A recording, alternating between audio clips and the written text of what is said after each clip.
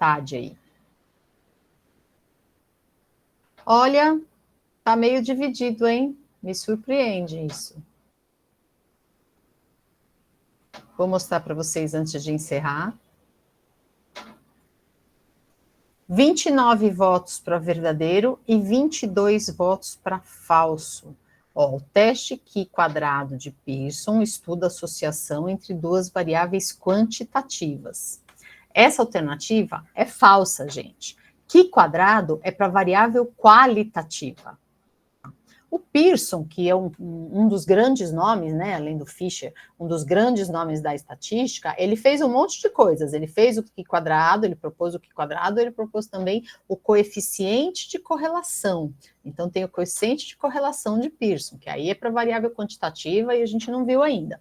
Mas o Q quadrado de Pearson é um teste que estuda a associação entre duas variáveis qualitativas. Tá bom? Tudo bem? Quem errou, turma? Beleza. E dá só um minutinho. Aqui, ok. Ok.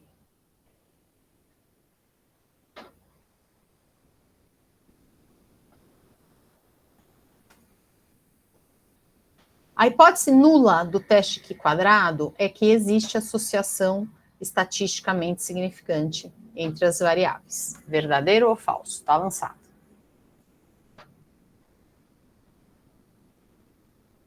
A hipótese nula do teste Q quadrado é que existe associação estatisticamente significante entre as variáveis.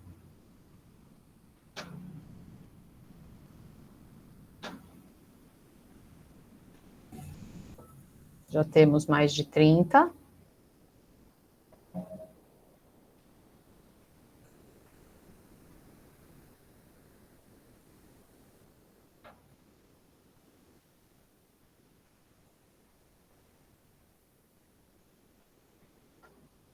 Ok. 36 votos para falso e 16 votos para verdadeiro. Essa alternativa também é falsa, gente. Lembra, hipótese nula. Nula é... O nulo não está aí à toa, o nome nula, né? Não há associação, não há relação, não há efeito, não há diferença, tá? Então, no caso da hipótese do teste Q quadrado, a hipótese nula é que não há associação entre as variáveis. Tá bom? Se eu estiver falando de uma comparação entre grupos, a hipótese nula é que não há diferença entre os grupos em relação a essa variável qualitativa. Tá entendido? Principalmente o pessoal que errou? Tá? Ok. Bom, eu vou só passar alguns slides que eu já disponibilizei para vocês antes, né? Quando a gente está interessado em ver a relação entre duas variáveis qualitativas, a gente é comum representar a relação entre elas por uma tabela de dupla entrada, uma tabela de contingência. Então, aí eu tenho o cruzamento de duas variáveis, aí como exemplo, uma é faixa etária, que está em 3 categorias, e outra é diabetes mellitus pós-transplante, tipo sim e não. Então, o que a gente tem, o teste Q quadrado, ele é o teste mais utilizado para ver associação entre variáveis qualitativas. Então, quando eu penso em associação entre variáveis qualitativas, ou quando eu penso em comparação de grupos em relação a variáveis qualitativas, o primeiro teste que vem à cabeça é o Q quadrado. Não é o único, mas é o primeiro e é de longe o mais utilizado aí nessas análises preliminares. Ok? Aqui, o que está por trás do valor P do Q quadrado é a hipótese nula de que não há associação entre variáveis. Então, se eu tenho um P-valor pequenininho, né, eu rejeito essa hipótese nula e concluo que há associação estatisticamente significante entre as duas variáveis. São sempre duas variáveis, mas cada variável ela não precisa ter só 2 categorias. Aí a gente está vendo um exemplo que a faixa etária tem 3 categorias. Então, não é só para tabelas 2x2. Bom, mais uma de verdadeiro ou falso. Vamos ver quem estudou aí o material prévio. A estatística do teste Q quadrado baseia-se na discrepância entre as frequências observadas e as frequências esperadas, caso não houvesse associação. Estatística do teste é aquela conta que a gente faz com os dados. 6 votos até agora.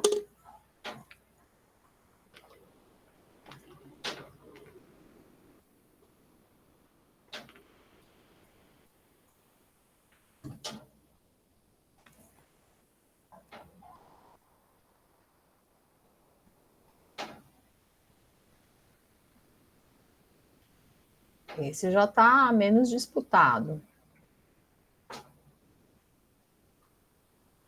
Vamos lá, turma?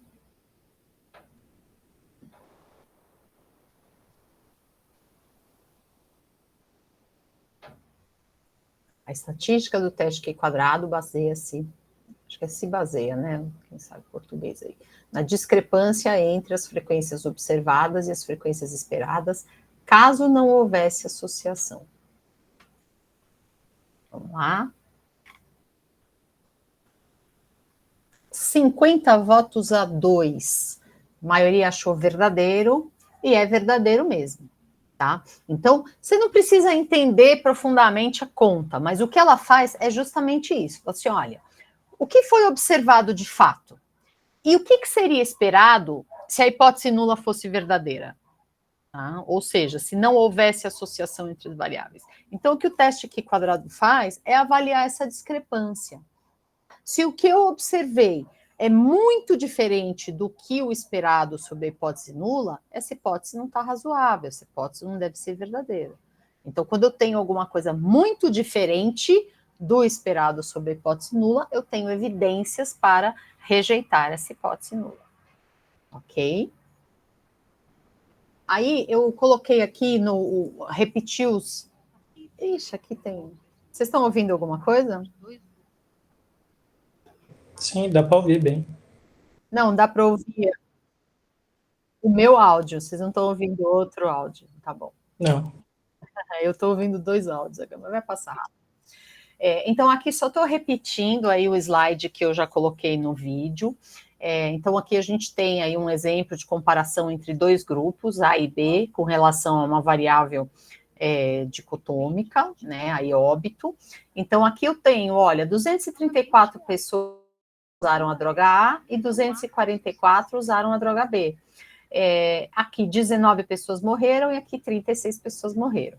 Toda a tabela de dupla entrada, quando a gente olha se é um número razoável e a gente olha só as frequências absolutas, fica um pouco difícil de ver, né? Quando os grupos têm parecidos, tudo bem, mas quando a gente tem, nesse caso aqui, tamanhos são parecidos mesmo assim, é mais interessante eu saber o quanto desses óbitos representa do total. Então, estou falando das frequências relativas, das porcentagens. E uma dúvida que a gente sempre fica, assim, mas eu ponho a porcentagem por linha, ou a porcentagem por coluna, ou a porcentagem para o total, que o Jalmovi faz. Isso vai depender. Tem mesmo um áudio duplo, né? Mas eu acho que. Ele não parou. Eu acho que isso vai ser só esse. A gente vai passar mais rápido aí. Deixa eu ver se eu. Pronto. Então, além das frequências absolutas, é interessante também ver as porcentagens. Só que a porcentagem vai depender do objetivo do desenho do estudo. Quando a gente tem claramente uma variável de desfecho, a gente tem, geralmente a gente faz a porcentagem do desfecho nas diferentes categorias da variável independente. Então, aqui a gente tem, eu estou comparando 2 grupos de tratamento em relação ao óbito. Então, eu vou ver a mortalidade, vou ver a porcentagem de óbitos em cada grupo, tá? Que no caso aqui deu 8,1% no grupo A e 14,8% no grupo B. Acho que o A é de droga, né? Deixa eu só ver que acho que tinha alguma pergunta aqui. Falou sobre possuírem mais de 2 categorias. Quando há a possibilidade de distribuição ficar muito baixa em alguma das categorias, o ideal é usar os atos de ficha. Vou chegar lá, Thaís. Vou chegar lá, tá bom? Por enquanto, estou falando do Q quadrado, já vou falar do outro. Então, aqui a gente tem, olha, num grupo deu 8,1%, no outro grupo deu 14,8%.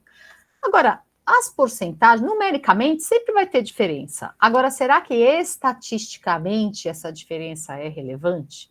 Tá. Então, embora o teste Q quadrado não seja um teste de comparação de proporções, ele é muito utilizado com esse propósito, tá? Então, aqui a gente tem aí as porcentagens dos dois grupos e até que ponto eles têm que ser diferentes para eu dizer que tem uma diferença estatisticamente significante entre elas, e aí eu posso confrontar a minha hipótese nula, que diz que não há diferença entre esses grupos, tá? E aí é que entram as contas da hipótese nula, tá? Acho que eu coloquei no slide seguinte. Tá? Não, aqui eu só estou repetindo, né? Ele é também chamado de quadrado de independência. Aqui eu só estou repetindo. E aí é para comprovar que a estatística do teste, mostrar para vocês aí que a estatística do teste, o que ele faz é uma conta que vai contrastar o observado com o esperado, tá bom? Isso eu falei. Então, nesse exemplo aqui, que eu tinha, essa aqui é as frequências absolutas, né, do lado esquerdo. Do lado direito, eu tenho os valores esperados. Como é que é esse valor esperado? Como é que a gente calcula isso, né? Tem uma conta aí de total da coluna vezes total de linha sobre total geral, mas da onde vem isso? Deixa eu ver se eu tenho aqui, acho que eu não coloquei o slide. Ah, tá aqui. Deixa eu ver. Não é esse que eu queria. Ixi, caramba. Acho que no outro tinha. Poxa vida, acho que deve estar oculto, eu não estou achando aí. Então, tem uma conta. O que acontece aqui? Eu explico isso lá no slide que eu deixei para vocês. Aqui eu tenho assim, eu tenho 19 óbitos, tá? 19 óbitos e 8,1%. O quanto que seria esperado se não houvesse diferença entre os grupos? Aqui eu tenho assim, o total de óbitos foi 55. Então, 55 sobre 478 dá alguma coisa em torno de 11,5%. Então, essa é a mortalidade do total. Se não houvesse diferença entre os grupos, qual seria a mortalidade esperada em cada um deles? Se não houvesse diferença, a mortalidade esperada seria a mesma do total, porque não tem como eles serem iguais se eles não forem iguais ao total. Então, o que eu espero no grupo aqui A? Eu espero 11,5% de óbito. 11,5% de 234 dá 26,9%. 11,5% de 244 dá 28,1. Entenderam isso? Quando a gente tem, não tem como os grupos serem iguais se eles não forem iguais ao total. Na verdade, esse cálculo de valores esperados, ele é uma regra de 3, tá? Então, ele vai fazer nada mais, nada menos do que a porcentagem do total, essa que seria esperada em cada um dos grupos, ok? E aí, ele vai fazer isso, você pode fazer isso para cada caselinha. Então, aqui eu tenho 4 caselinhas, eu vou fazer isso para cada uma delas. Então, aqui é 11,5%, aqui é 11,5%, e o complementar de sobreviventes ali em relação ao total.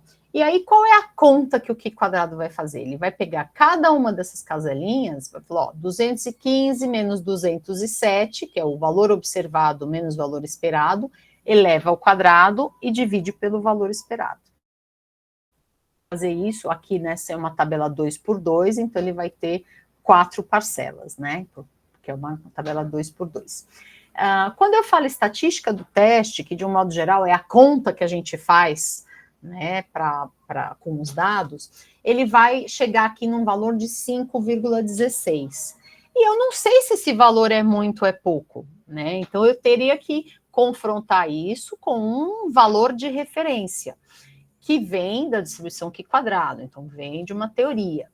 E aí, qual é a regra de decisão? Se a estatística do teste for maior que o valor de referência, está dizendo, no caso do Q quadrado, que o que eu observei na prática é muito diferente do que seria esperado sob a hipótese nula.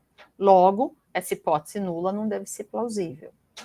Tá? Então, quanto maior essa discrepância, quanto maior a estatística do teste, tá? mais evidência eu vou ter para rejeitar a hipótese nula. Ok? Tudo bem, gente? Essa parte é a parte mais árdua que tem aí da aula, tá? O resto vai ser só aplicação. Tá? Então, só estou mostrando para vocês a continha que a gente faz aí com os dados. Então, deu 5,16. Para a tabela 2 por 2, o valor de referência é 3,84. Então, 5,16 é maior que 3,84. Então, essa discrepância aí está além do permitido, então eu tenho evidência para rejeitar a hipótese nula e dizer que tem sim diferença entre os dois grupos. Aqui, graficamente, como é que fica isso? Esse 5,16, assim, para nossa sorte, o p-valor, né, o famoso p-valor, ele já faz o resultado, já traduz o resultado dessa comparação para a gente. Então, a gente não vai, na prática, fazer essa continha e aí comparar com o valor de referência. Tá? O valor p já faz isso. Nesse caso, o valor p deu 0,023. Tá? O que é esse 0,023? Se eu for olhar a distribuição Q quadrado, o valor de referência é 3,84%. Então, o 3,84% é aquele valor que corresponde ao nível de significância de 5%. Então, o 5% correspondente seria 3,84%. E o 5,16? O 5,16 seria essa areazinha azul aqui, tá? Formalmente, o valor de P é definido pela probabilidade de se obter valores iguais ou mais extremos que a estatística do teste. Então, aqui, ó, 3,84, a probabilidade de eu ter um valor maior que 3,84 é 5%. E qual a probabilidade de eu ter um valor maior que 5,16? É 2,3%.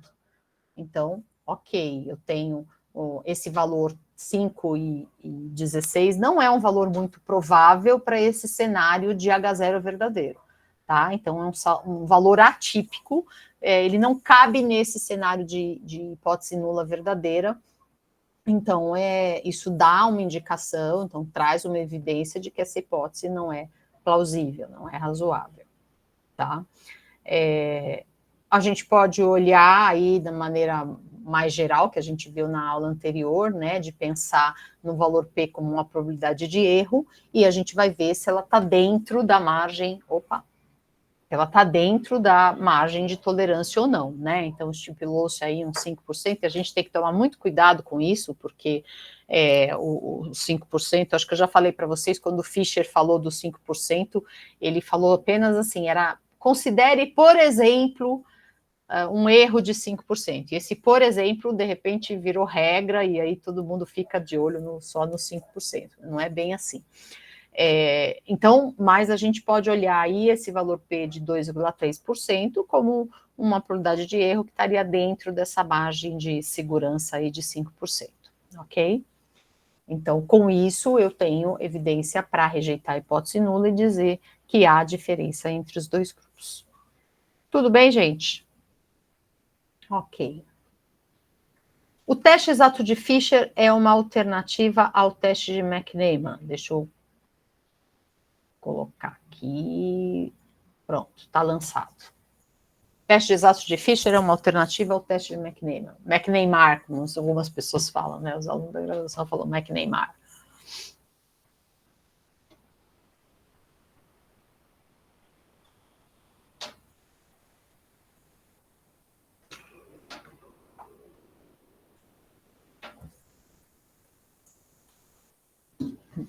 Pronto? Fischer é uma alternativa ao teste de McNeman?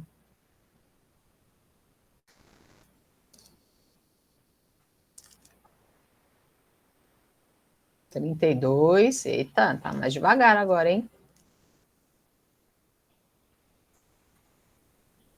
Vamos lá responder? Tem mais duas.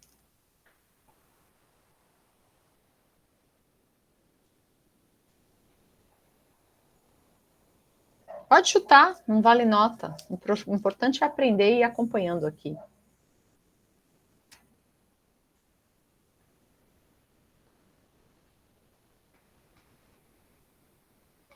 Tá bom.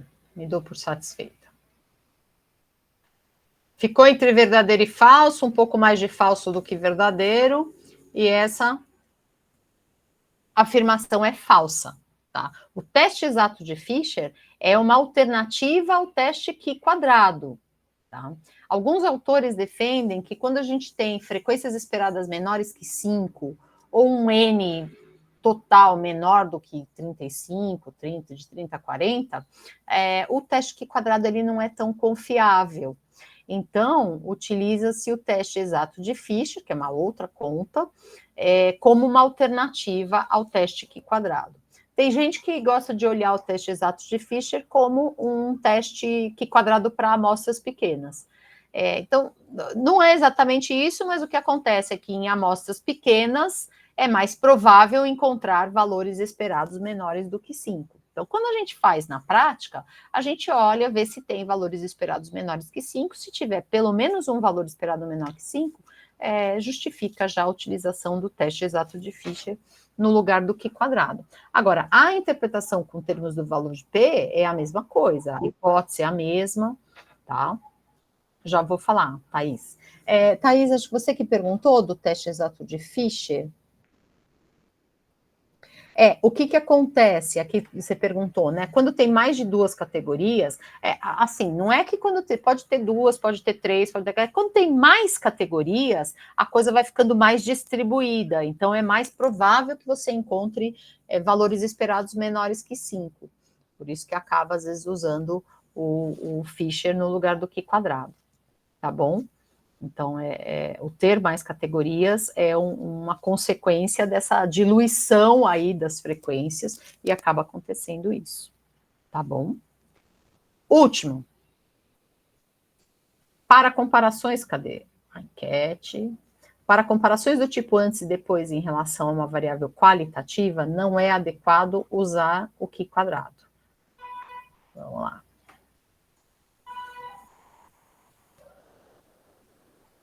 Tá lançado.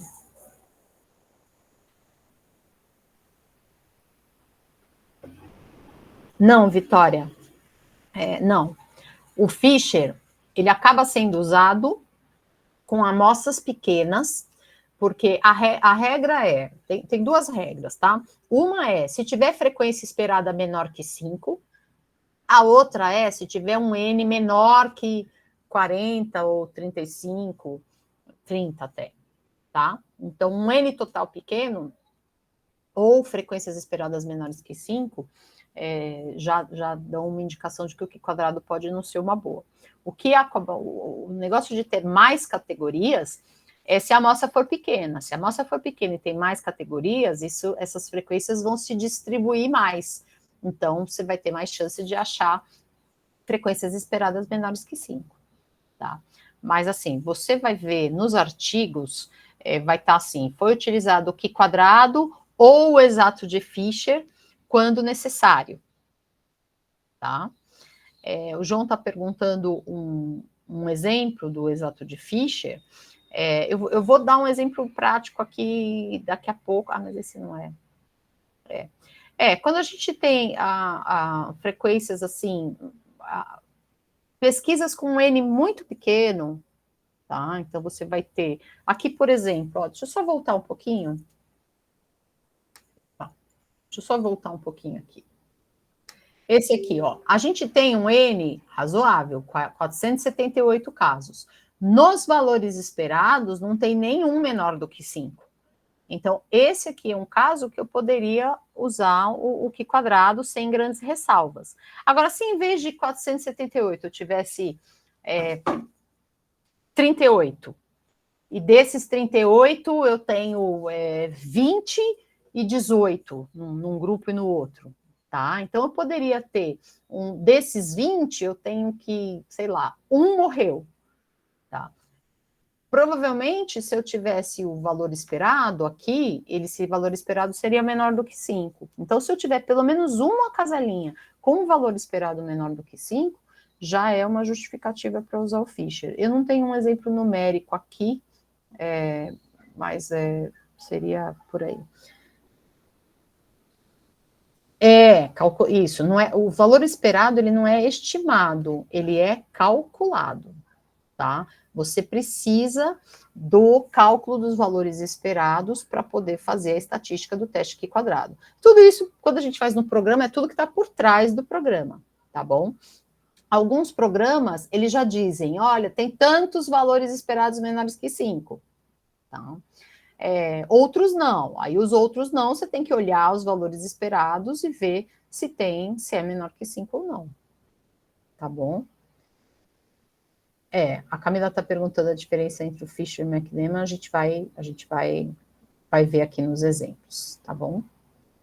Tá? Então, na prática, a gente olha os valores esperados, às vezes o programa já sinaliza para a gente que, naquele caso, é melhor usar o Fisher do que o Q quadrado.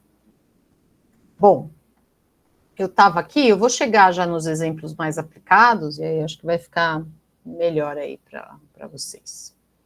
Opa! Esse aqui é a quinta enquete. Ficou aí meio dúvida verdadeiro e falso? Eu acho que a gente está aqui na aula para isso, para entender a diferença entre Q quadrado, Fisher e McNeman, tá? Essa alternativa é verdadeira, essa frase é verdadeira, tá? Porque o que acontece? O teste Q quadrado, ele supõe independência. Então, eu estou comparando grupos que são grupos de pessoas diferentes. Eu não tenho ali o mesmo, nenhum tipo de dependência, de associação ali entre os dois grupos. Quem está num grupo não está no outro. Se eu tiver o mesmo grupo avaliado 2 vezes, então eu tenho lá, eu estou vendo se a pessoa tem sintoma ou não de determinada doença. Posso ver isso antes, no início, e posso ver isso depois. O que eu estou olhando é a mesma variável, do tipo sim e não. Só que eu estou vendo a mesma pessoa em 2 momentos diferentes. Então, nesse caso, o Q quadrado não funciona, o Q quadrado não é adequado, porque o Q quadrado supõe que são grupos independentes. Quando eu vou lá no meu exemplo, grupo A e grupo B, quem é do grupo A não é do grupo B. Então, quando eu tenho esses 234 aqui, são diferentes desses 244. Então, isso é independência. Agora, se eu tivesse o mesmo grupo visto em 2 momentos, aí eu teria uma dependência, né? Eu estou observando uma variável qualitativa, né? Estou observando um conjunto de pessoas em relação a uma variável qualitativa. Depois, eu vou observar esse mesmo grupo de pessoas depois de um tratamento, por exemplo, né? Em um segundo momento. Então, quando eu faço, eu tenho que é o mesmo grupo. Tá? Então, eu sei que o seu João que está aqui é o mesmo seu João que está na avaliação depois. Tá? Então, a gente tem uma dependência aí. Pode falar, Carolina. Para um ensaio clínico randomizado, então, professora, se eu for comparar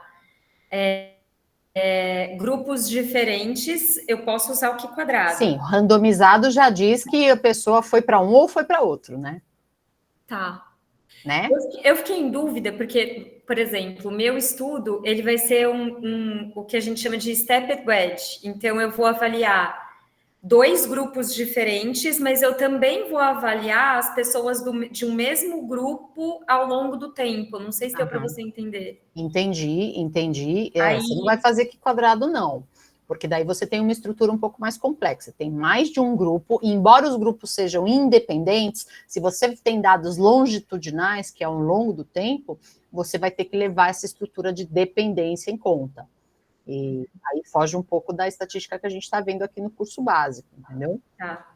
Né? Você pode ir para modelos lineares generalizados, né?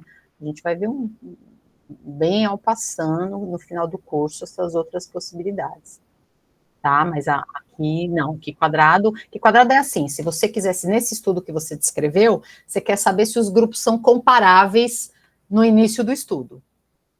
Aí caberia um Q quadrado aí em relação às variáveis qualitativas, só para ver se não tem um que tem mais, uma prevalência maior de determinada coisa, entendeu? Então, para isso, ok, o Q quadrado. Agora, para avaliar os dados longitudinais, não. Nem Q quadrado, nem McNeman. Tá. Tá bom? Teve mais uma pergunta aqui. Qual teste avaliar nesse caso? Nesse caso que eu estava falando de antes e depois, e é uma variável qualitativa, então nessas situações que a gente usa o McNema, tá? O teste McNema, aqui que eu estou colocando, o teste Q quadrado, ele é válido somente quando há independência entre os grupos, tá? Quando a gente não tem, a gente vai ter, relação de dependência entre os grupos, acontece quando o mesmo grupo é avaliado 2 vezes. Então, aí estou dando um exemplo, avaliação antes e depois de uma intervenção, ou comparação de 2 tratamentos, sendo que todos os pacientes experimentam os 2 tratamentos. E aí, nesse caso, o paciente, ele atua como controle dele mesmo, né? Como é que ele era antes e como é que ele ficou depois. Então, nesse caso, a gente analisa o par de observações. A gente não vai avaliar de uma forma independente, porque tem uma correspondência entre essas 2 avaliações. Tá? Então, nesse caso, o Q quadrado não é indicado, e uma alternativa seria o teste de McNema. Ok, gente? Para ver se a gente entendeu mesmo, a gente tem que fazer muito exemplo, né? E é isso que eu vou colocar aí para vocês. Tá bom? Importante lembrar que tanto o teste Q quadrado quanto o teste McNema, a variável resposta é qualitativa, tá? A gente está falando de variáveis qualitativas. Quant vai ser a aula que vem, mas agora é qualitativa. Tudo bem? Ok. Deixa eu finalizar aqui a nossa enquete. Podem ir perguntando no meio do caminho como vocês estão fazendo. Tá muito bom. Bom, vou colocar para vocês agora alguns exemplos, breves descrições de estudo, e para ver qual teste seria o mais adequado. Pode ser o Q quadrado, pode ser o McNema, e pode não ser nenhum dos dois, tá? Então, vamos ver se vocês conseguem diferenciar. Aqui eu só estou colocando, esse aqui são os slides, o que eu já falei antes, tá? Já coloquei esses slides, vocês têm lá no material prévio, tudo que eu já falei. Tem uma coisa aqui que eu não falei ainda. Se a ordem das categorias é importante, existe um Q quadrado que chama Q quadrado de tendência. Então, ele avalia se tem uma tendência crescente ou decrescente nas proporções. Então, se eu tiver, naquele caso de faixa etária e diabetes, será que quanto maior a faixa etária, maior a proporção de pessoas que desenvolvem diabetes pós-transplante? Então, esse seria um caso que eu poderia usar um Q quadrado de tendência. Pode falar, Marco. Professora, eu estou fazendo um levantamento no meu banco de dados e ele quer ver o aumento das doenças, por exemplo, diabetes e hipertensão nas mães ao longo dos anos. Eu posso usar também esse aqui quadrado de tendência. Se está aumentando ou diminuindo. Se esse aumento ou diminuição está... Mas são as mesmas mulheres que você vê? Não. São mulheres diferentes. Isso, são mulheres... Na verdade, são mulheres diferentes. Por isso que você pode usar o Q quadrado de tendência. Tá. Porque você não está vendo assim se a mulher é hipertensa aqui, e depois você vai olhar essa mesma mulher e ver se ela é hipertensa. Você está vendo na amostra, Na amostra não tem, e são amostras diferentes que você avalia em cada período, cada né? ano, isso. Isso, por isso que você pode usar o Q quadrado de tendência, tá? Porque você tem essa independência aí, não são as mesmas pessoas, tá? Pode ser o mesmo local e tal, mas são pessoas diferentes, então você tem independência, por isso que você pode usar o Q quadrado de tendência, tá bom? É importante a gente lembrar que a gente está num curso básico, tá? Então, tem muitos testes que talvez sejam mais apropriados para as análises de vocês e que a gente não vai ver aqui, tá? Por isso que, se tudo der certo, a gente faz um curso 2 aí, mas mesmo assim, a gente está trabalhando com uma estatística mais básica, que apesar de ser mais básica, ela ainda parece muito, né? Tem muita coisa por aí, usando o Q quadrado, por exemplo, mas para desenhos mais complexos, pode ser que precise de pode ser não, muito provavelmente vai precisar de um modelo estatístico mais sofisticado, tá bom? A gente fala o Q quadrado, ele aparece em um monte de lugares. A distribuição Q quadrado aparece muito, porque existe o teste Q quadrado, existe a estatística de Q quadrado, que ela aparece também, para quem já ouviu falar, nos testes não paramétricos. Então, você vai fazer um teste de Mann-Whitney, é uma distribuição Q quadrado que está ali. Então, a distribuição Q quadrado é usada para muitas coisas, tá? Inclusive num outro teste que a gente vai ver aqui.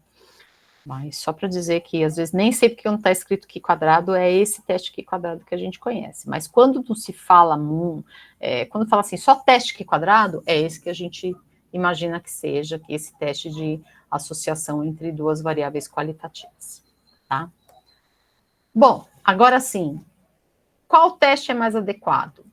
Um estudo realizado, foram analisados 61 recém-nascidos pré-termo. O objetivo do estudo é avaliar a associação entre a persistência do canal arterial, presente ou ausente, e a hemorragia intracraniana, sim ou não. Qual teste vocês acham que seria o mais adequado? Q quadrado?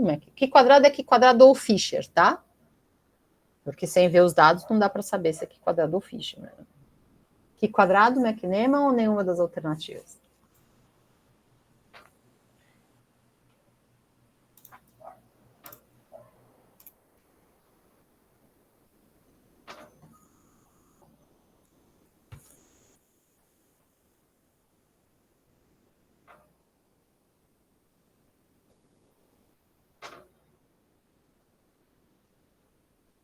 Vamos lá? Tenta montar a tabelinha na sua cabeça. Tabelinha de dupla entrada, como é que ficaria?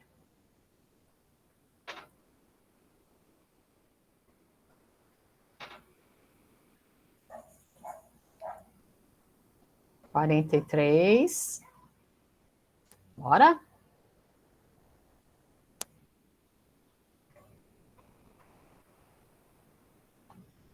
Estamos em 121 pessoas na sala. 50. Ok, vamos lá. 35 votos para o teste Q quadrado, 15 para o McNeman e 3, nenhuma das alternativas. Tá? Só um minutinho que eu já respondo. Nesse caso aqui, é o teste Q quadrado mesmo. Pensa quando você vai montar uma tabelinha, vai ter persistência do canal arterial, ou é presente ou é ausente. Hemorragia intracraniana, é sim ou é não. Então, a gente tem 4 subgrupos formados pela combinação dessas duas variáveis. Porque você tem quem tem persistência do canal arterial e teve hemorragia, quem tem persistência do canal arterial e não teve hemorragia, depois quem não tem persistência do canal arterial e teve hemorragia, e quem não tem persistência do canal arterial e não tem hemorragia. Então, você tem aí 4 subgrupos, e são subgrupos completamente independentes. Não é possível estar em uma combinação e estar em outra também. Tá bom? Tudo bem? Deixa eu ver a pergunta aqui. Tanto para o Q quadrado quanto para o Fischer, é mais prudente utilizar uma tabela com os resultados ou um gráfico estilo Staked Bowshot? Tanto faz, assim, depende, né? Depende. Eu gosto de tabela, mas às vezes, dependendo do que você quer mostrar, se você quer dar um destaque para aquilo, você coloca em gráfico. Tá? Vai depender muito da situação. Tá? Eu acho a tabela bem informativa, né? Às vezes no gráfico você não vai colocar as frequências absolutas e relativas, né? Vai colocar só uma delas, então às vezes dá para colocar as duas também, mas eu gosto da tabela, mas não tem regra, vai depender muito do caso, tá bom?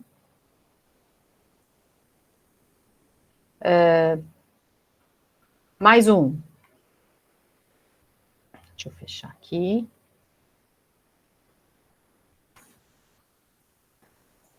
Em um estudo para avaliar a confiabilidade das informações antropométricas dadas por telefone, foram entrevistados 726 indivíduos que informaram seu peso por telefone, é o peso referido, e depois, em uma visita domiciliar, tiveram peso medido na balança, que é o peso aferido.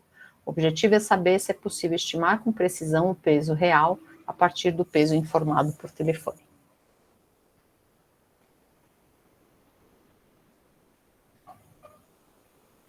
Leiam bem.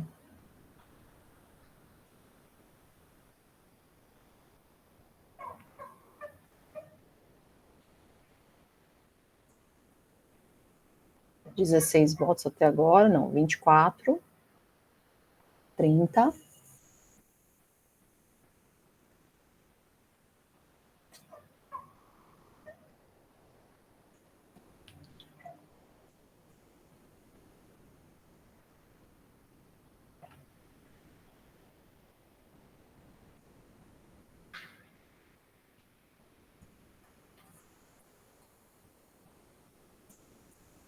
Cinquenta e três. Tá bom, tem sido a média. 37 votos para o McNeman, 5 votos para o Quadrado e 11 votos para nenhuma das alternativas. Correto aí é nenhuma das alternativas. Por quê? Por que não é McNeman se eu estou vendo as medidas nas mesmas pessoas? É porque a variável é quant. Quant. Exatamente. Exatamente. A Vitória também respondeu ali no chat. Tá?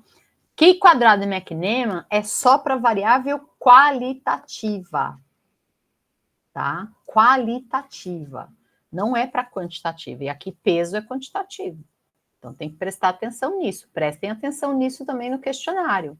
Tá? Variável quantitativa não é esse teste que a gente vai usar. Tá bom?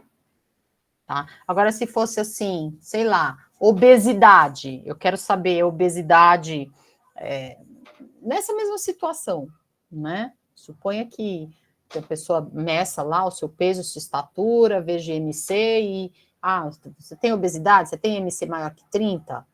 Aí sim ou não, tá? A pessoa fala o que ela mediu em casa, aí você vai lá na casa dela e mede, e pesa, e vai constatar, entendeu? Ou mais simples que isso, ter a prevalência de obesidade no início de um programa de exercícios e no final do programa de exercícios. Essa obesidade diminuiu, você vai ver nas mesmas pessoas. Então, você vai ter aqueles que eram obesos, continuaram obesos, aqueles que eram obesos e deixaram de ser, e o contrário também, aqueles que não eram passaram a ser, e aqueles que não eram continuaram não. Aí, pode falar, João. Desculpa antecipar, porque vai ser o assunto da próxima aula, mas nesse caso aí, como é o mesmo grupo, você não pode usar o teste de estudos também, é isso? Não, também não pode usar o teste de estudo. Tá? Aí é 9 nesse caso? Oi? Aí, nesse caso, é a nova que usa? Não, não. Nesse caso aqui, acho que não é nem teste T de estudo, nem a nova. Poderia usar o teste T pareado, mas ele não vai dar muita informação, porque eu não quero saber se em média tem alguma diferença, eu quero saber no ponto a ponto. Então, aqui eu poderia usar diagrama de dispersão, gráficos de Blend-Altman e coeficiente de correlação intraclasse. Eu fiz a pergunta porque meu estudo é exatamente isso, entendeu? Ah, é? É. Então. Então, isso que eu falei para você, a gente vai colocar ali num tópico especial, mais para o final do curso, tá bom? Porque coeficiente de correlação, ele também não dá muita informação, porque é óbvio que as medidas vão ser correlacionadas, você está vendo nas mesmas pessoas, mas você quer saber se existe aí uma proximidade aí entre os valores. Então, ser correlacionado não significa que estão próximos os valores. Né? Então, a gente vai falar disso mais para o final. Tá bom? Mas aqui não é nem Quadrado, nem McNeman, porque é variável quantitativa. Bom, mais um. Deixa eu finalizar aqui. Cuidado, antes de sair respondendo, tá? Para verificar a eficácia de um broncodilatador associado à cortisona em pacientes asmáticos, o médico acompanhou por 2 meses um grupo de pacientes que utilizaram a combinação. Os pacientes foram avaliados quanto à gravidade da asma, classificada como leve, moderada ou grave, no início e ao final do tratamento. O objetivo é saber se houve efeito do tratamento, ou seja, melhora.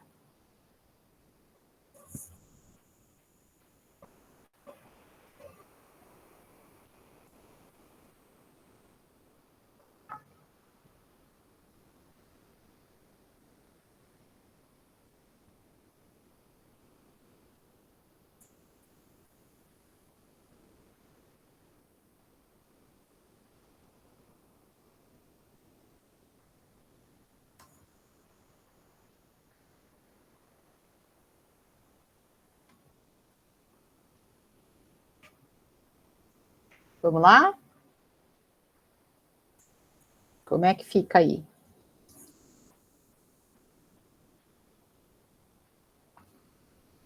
(43).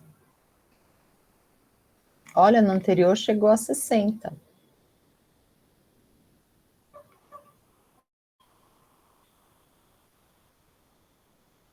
Vamos colaborar, pessoal?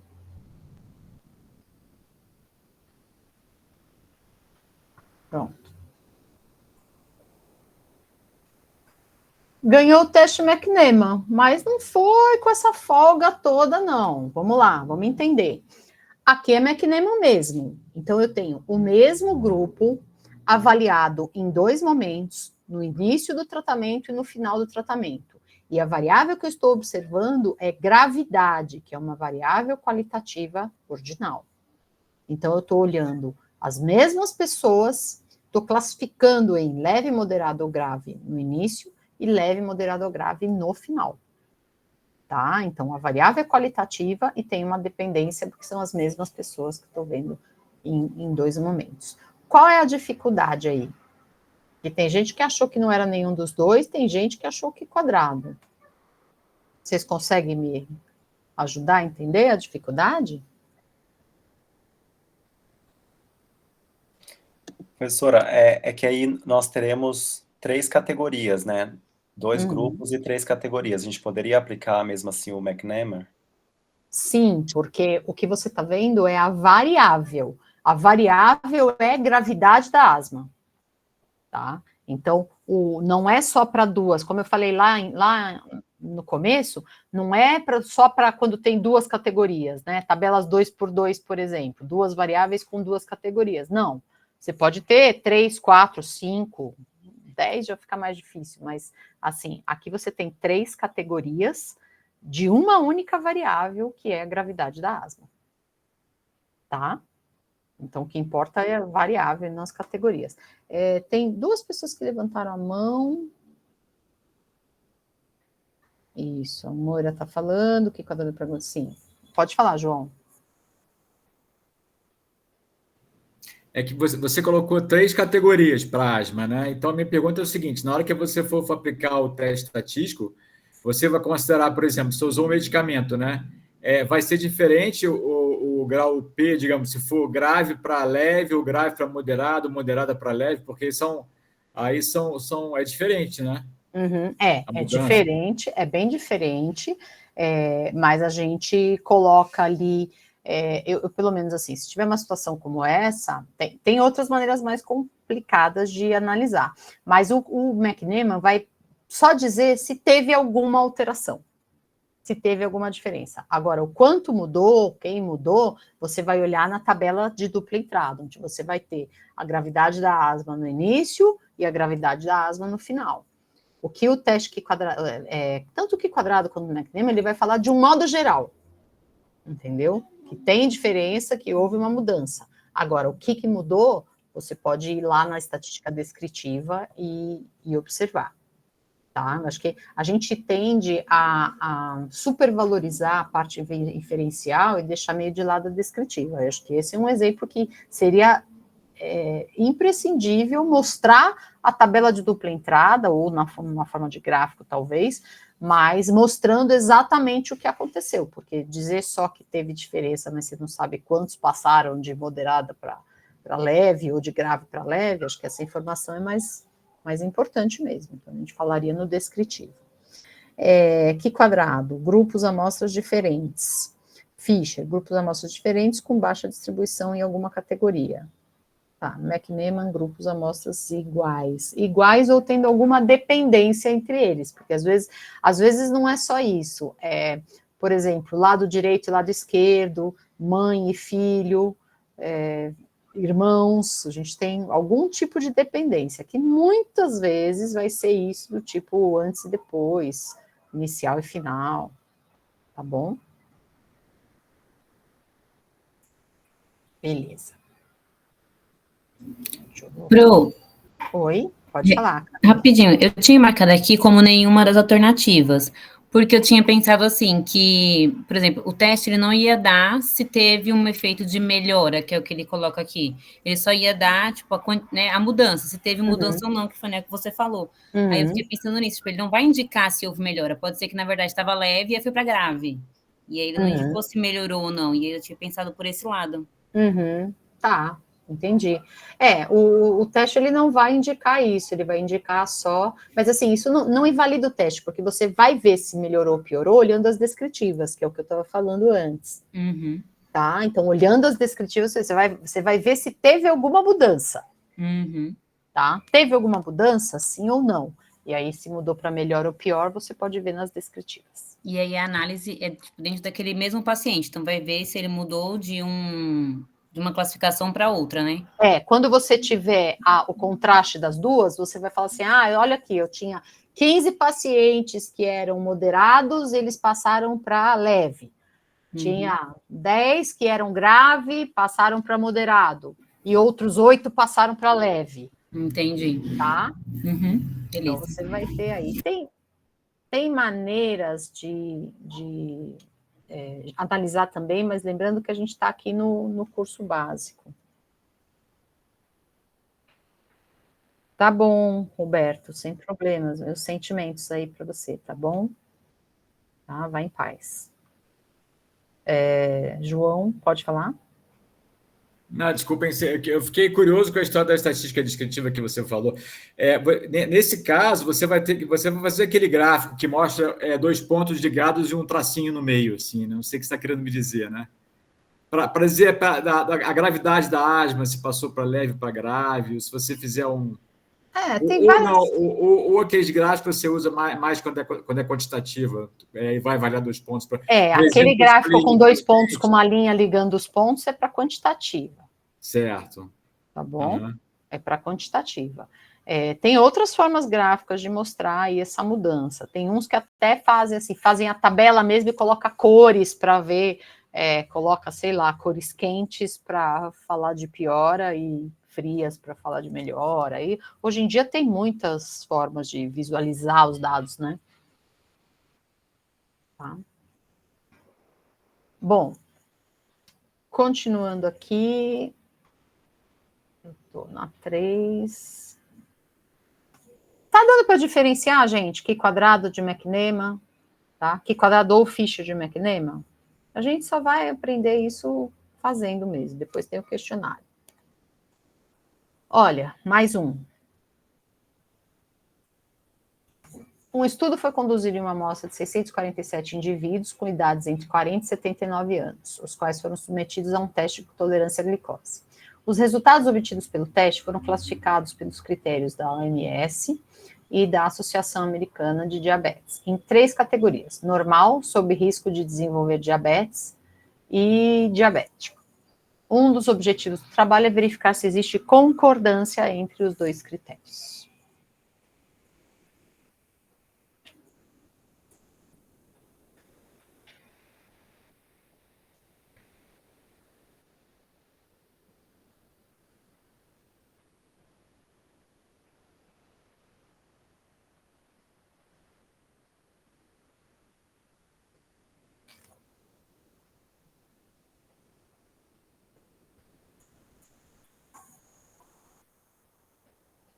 – 17 votos até agora. 20.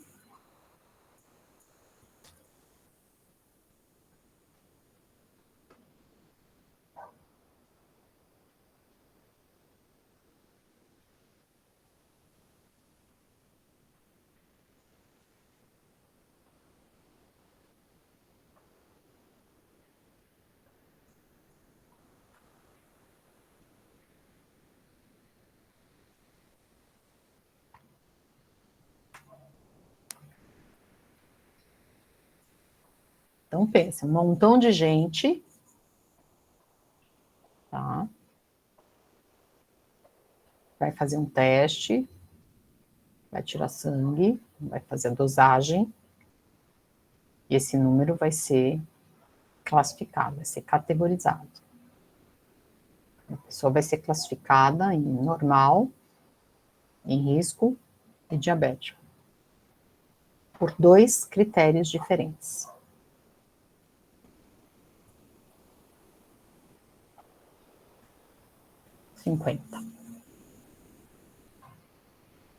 Então, o que deu aqui? Vou mostrar para vocês. –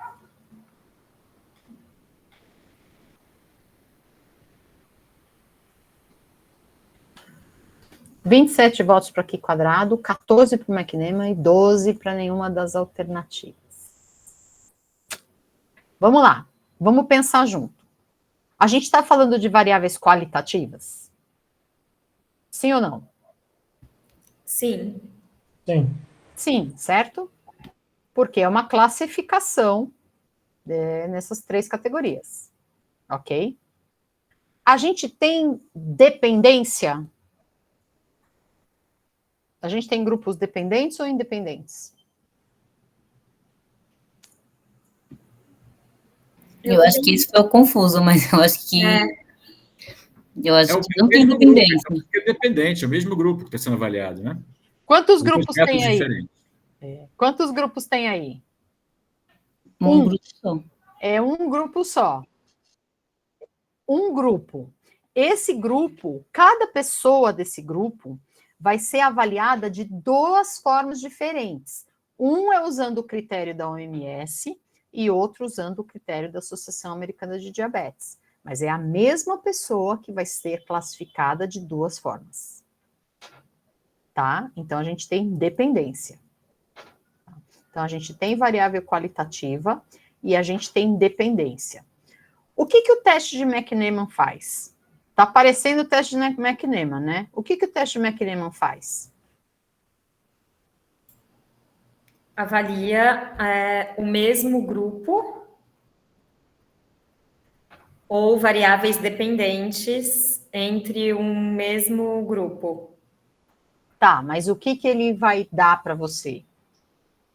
Se há diferença ou não há diferença? É a diferença entre as proporções, as frequências encontradas nesse mesmo grupo em momentos diferentes. Se há diferença ou não, né? Isso. Nesse caso, porque aí não são momentos, são critérios diferentes, mas tem a dependência. Todo mundo enxergou que tem dependência? Porque é a mesma pessoa que está sendo classificada de 2 formas. Tá? Sim. É a mesma pessoa que está sendo classificada de 2 formas. Então, tem uma dependência. Qual que é o problema? O McNeman, o que ele vai fazer? Ele vai dizer se tem diferença ou não de um critério para o outro. Certo? E é isso que o objetivo do estudo quer? Sim, se tem concordância entre os 2 testes. Tá, e concordância... pode falar. Concordância não é a mesma coisa que haver diferença ou não. Acho que aí caberia alguma correlação, não? Correlação a gente usa na estatística como uma parte específica para variável quantitativa. Tá? Quando a gente vê tanto o Q quadrado quanto o McNeman, a gente está vendo a associação. Tá? Qual é o objetivo aqui? Deixa eu só passar aqui, já vou falar para vocês. Aqui, nenhuma das alternativas. Por quê? Você pode usar o McNeman aí. Pode usar. Tá? Só que McNeman vai dizer só se tem alguma diferença ou não. Se não tiver diferença, não quer dizer que eles são concordantes. Esse é o grande problema. Lembra que aquela coisa que a gente fala do teste de hipótese de um modo geral? Ausência de evidência não é evidência de ausência. Se eu fizer um teste McNeman e o valor P for grande, ou seja, dá não significativo, não quer dizer que há concordância, que os valores ali, que há concordância entre os critérios. Significa apenas que eu não tenho evidência de diferença entre eles, mas é diferente de dizer que eles concordam. Tá? É um pouco sutil aí essa questão. O que eu coloquei esse exemplo para vocês entenderem que associação não é concordância. Quando eu quero ver concordância, eu não vou usar, não preciso usar nem o Q quadrado não, nunca, porque tem dependência, né? E o McNeman eu posso até usar, mas uma não significância do McNeman não implica necessariamente que há concordância, tá? Pode falar, João. A minha pergunta é assim, você quer dizer que a minha hipótese nula nesse caso é que não existe concordância, é isso? Isso. Isso. Não existe concordância, tá? Então, a Moira está falando aqui, se fosse analisar de um teste de outro, apenas, não entendi o que a Moira falou. De um teste de outro, apenas seria... se só tivesse essas duas alternativas, você ia falar, bom, o teste McNeman se aplicaria aí pelo fato de ser variável qualitativa e ter dependência, mas ele não responde o objetivo da pesquisa, que é saber se tem concordância, tá? O que entraria no lugar? Capa. Sim, vou falar do capa daqui a pouco. Isso, professora, é como se fosse essa ideia, assim, né? Por exemplo, uma pesquisa para, né, um critério e a outra pesquisa do outro critério, assim, sem ter associação entre elas. Daí seria o McNeman, né? Porque aí é o mesmo grupo, são grupos, assim, é um grupo... Não, aqui também é o mesmo grupo. A questão é qual é a pergunta. Isso, que aí aqui pergunta se tem concordância, né? Se não tivesse essa pergunta, seriam, sei lá, pesquisas Se tivesse diferentes. assim, olha, tem diferença entre os dois critérios? Aí você poderia usar o McNeman. Entendeu? Isso. Mas isso, aqui ele está querendo ver uma coisa específica que é concordância. E isso, concordância foi o que eu não é o pensei. mesmo que associação. Tá bom. Beleza. Tá bom? Porque, assim, a Luísa tá... É bem sutil mesmo isso, né? Mas deve explicar de novo a diferença entre concordância e associação. A concordância é bem literal, assim, ó, se tiver na categoria A aqui, vai estar na categoria A ali. Se for diabético em um, vai ser diabético no outro. Então, eu vou olhar, na tabela de dupla entrada, eu vou olhar a minha diagonal principal. Eu vou olhar aquela que tem só... Ó, o que é concordância? É o que tem... Deu exatamente a mesma classificação num método e no outro método. Isso é concordância. Associação, você vai falar assim, associação é claro que vai ter nesse caso. Eles estão vendo a classificação da glicemia, né? Então, eles têm alguma associação, eles têm que ter, porque eles estão medindo a mesma coisa, por critérios diferentes, tá? Mas a associação é uma coisa que não necessariamente é aquele que concorda exatamente igual, mas assim, tem alguma coisa a ver um com o outro. Então, olha, os que estão diabéticos aqui tem uma proporção maior de diabéticos ali, mas não está falando de concordância de um modo geral de todas as categorias, porque concordância eu estou falando assim, olha, deixa eu ver essa categoria, normal aqui, normal ali, em risco aqui, em risco ali, diabético aqui, diabético ali, tá? Isso é a concordância, tudo que tiver fora disso é discordância. Tá? Agora, a associação, você vai falar, olha, a forma como eles foram classificados num critério tem alguma coisa a ver com a forma como eles foram classificados no outro? É uma coisa mais leve, entende? Tá? Não sei.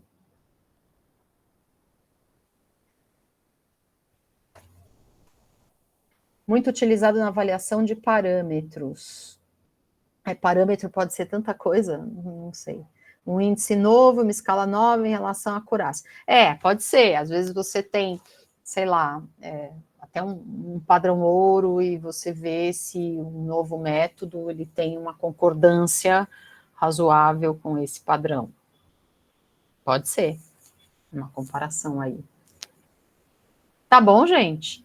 Tá? Então, quando o objetivo for especificamente concordância, a gente usa um outro critério, um outro teste estatístico que a gente vai falar daqui a pouquinho, que é o capa. Tá? Tudo bem? Tá dando? No questionário a gente vai testar, né? O questionário vai ser a prova de fogo aí. Tá bom? Bom, aqui já falei. Associação não é concordância. Dois métodos podem estar associados, mas não haver concordância entre eles, né? Eles podem estar associados, mas haver discordância entre eles, né? Ou não haver concordância, tá bom? Eu espero que se são 2 critérios que estão avaliando a mesma coisa, eu espero que eles tenham a ver um com o outro, tá? Mas eles terem a ver um com o outro não significa concordar. Pode falar, João. Não, eu posso te dar um exemplo de um dos meus estudos e te perguntar qual teste você usaria. Por exemplo, eu vou avaliar o grupo de pessoas e vou avaliar a disfunção endotelial por 2 métodos. Vou usar o marcador plasmático de disfunção endotelial e vou usar a tonometria. É um método físico, né? Vou pegar o dedo da pessoa e vou avaliar a disfunção endotelial. Né? Nesse caso, vamos supor, eu estou atrás de uma concordância, quero provar que o marcador plasmático ele define da mesma forma as pessoas que têm disfunção endotelial quanto o meu marcador por tonometria. Nesse caso, caberia aí qual o método que eu caberia? Nas mesmas pessoas, qual o método que eu usaria nesse caso, o método estatístico aí? Tá, eu entendi que você vai medir uma coisa quantitativa e a partir daquela medida vai classificar em tem a disfunção ou não, é isso? Exato, vou medir, vou avaliar assim, tem disfunção, não tem disfunção. Tá, então se você for olhar só tem disfunção, não tem disfunção, por um método e por outro, você pode usar o kappa, que é concordância. Tá. Tá bom? Agora, se você for olhar o valor mesmo, aí você vai para esse outro lado, dispersão, blend Altman e CC. Nesse caso, eu vou usar os dois, porque no marcador de tonometria existe um cutoff, né? O valor acima do qual você define como tendo disfunção, não tendo disfunção. E o marcador plasmático é um número. Como é que fica aí nesse caso? Um é quantitativo, o outro é qualitativo. Vai analisar os dois. Ah, não, você quer falar... Ah, não, mas Entendeu? aí... Entendi, mas aí você não está vendo nem... Não é concordância que você está vendo, né? Você está vendo assim, será... Aí eu olharia o seguinte... Tem a qualitativa, que vai definir grupos diferentes, e aí você pode comparar em relação à variável quantitativa. Você pode fazer uma comparação de médias, por exemplo. Entendi, tá. Mas é diferente, totalmente diferente de concordância, tá? Bom, vamos ver aqui, continuando. A tabela a seguir é oriunda de um estudo que avaliou as características da tosse em pacientes pediátricos antes e após um tratamento com extra seco, não sei o quê. Que teste você acha que poderia ser aplicado? Deixa eu mandar aqui, peraí. Finalizar anterior. Lançar.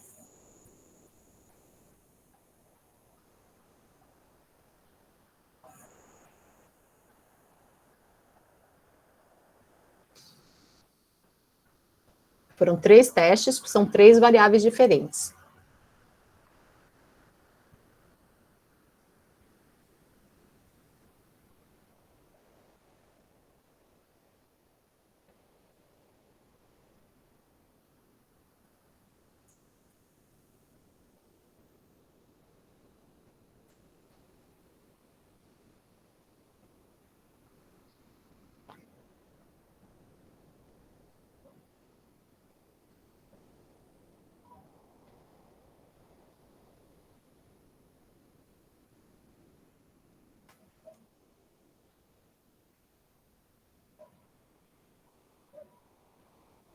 Só para a gente entender aqui, ó. Aqui antes tinham 6 pessoas com tosse seca. Depois tinham 8 pessoas com tosse seca. Tosse frequente. 11 pessoas antes tinham tosse frequente. 4 pessoas depois tinham tosse frequente. Intensidade da tosse moderada. 10 pessoas antes, 4 pessoas depois. Tá. Essa tabela não é a melhor representação, tá? O legal seria você saber. Eu não sei se dessas 4 que estão aqui, que tem a tosse moderada, se eles tinham leve antes, ou se esses 4 estão dentro desses 10, né? Eu não sei se eram aqueles que tinham... na verdade, os 4 estão dentro do... Eu não sei se desses 4... Todos eles são dentro do 10, ou por acaso alguém que tinha tosse leve passou a ter moderada. Então, não consigo aqui contrastar os dois. A melhor forma de representar não seria por essa tabela. Essa tabela está dando do total, tá? Agora, não está dizendo exatamente quem é que está mudando. Falei, não chegamos nos 50 que eu queria. 44. Tá bom, vai, vocês estão cansados. Eu tenho só mais 2 desses. Pode chutar. Boa. Boa. Ah, tá bom, vai. 49, só mais um. Aí, tá devagar. Estou exigindo muito de vocês. 50, beleza. 14 votos para o Q quadrado, 28 para o McNeman e 8 para nenhuma das alternativas.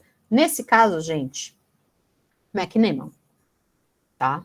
Eu tenho o mesmo grupo, eu estou vendo as características da tosse, tá? Antes do tratamento e depois do tratamento, mas é o mesmo grupo de pessoas, tá? São 16 pessoas, é bem pequenininho, tá? É o mesmo grupo de pessoas que eu estou vendo antes e depois.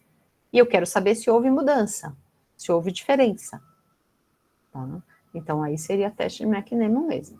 Aí não seria o Q quadrado, porque ali é um antes e depois das mesmas pessoas, tá?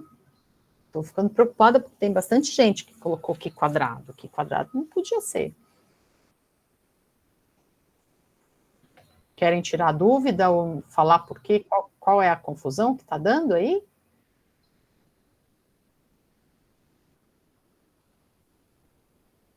Eu não conheço, a Luísa está perguntando, né?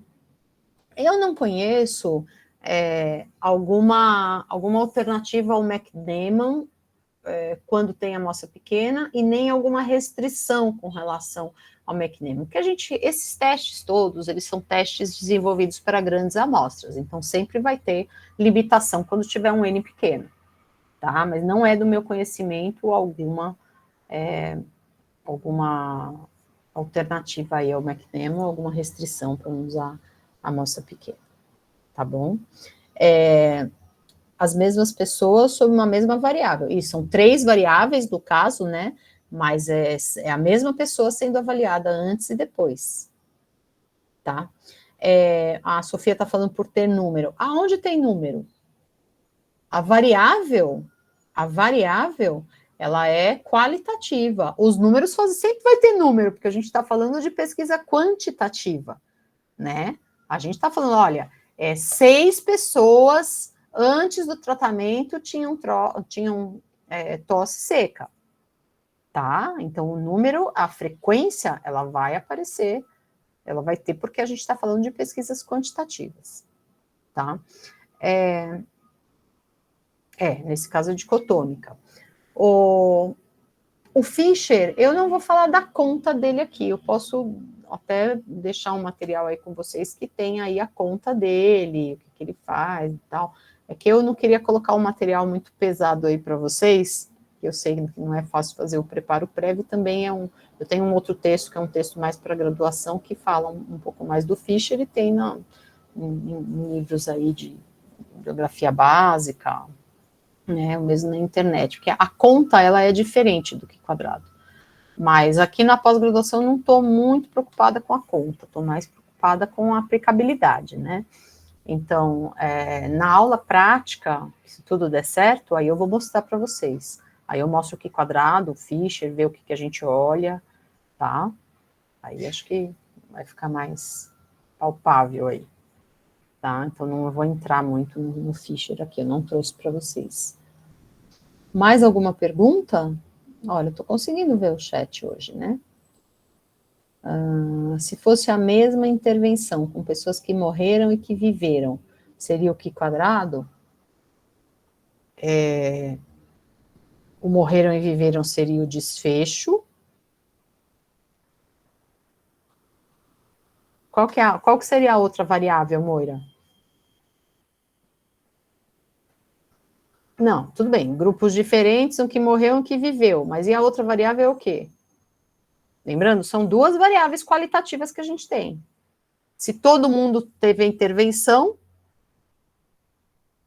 não... Só se fosse assim, com intervenção, sem intervenção, morreu, viveu. Tá?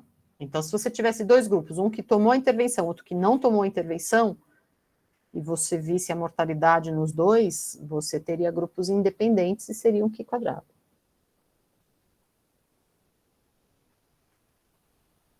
O Q quadrado muda a quantidade de pessoas para serem avaliadas. Na verdade, o Q quadrado, ele forma subgrupos diferentes. Então, não é que muda, não muda nada. É assim. Tantas pessoas estão nessa combinação. Tantas pessoas estão em outra combinação. Tá? Se eu tiver uma tabela, duas variáveis dicotômicas, eu tenho 4 subgrupos.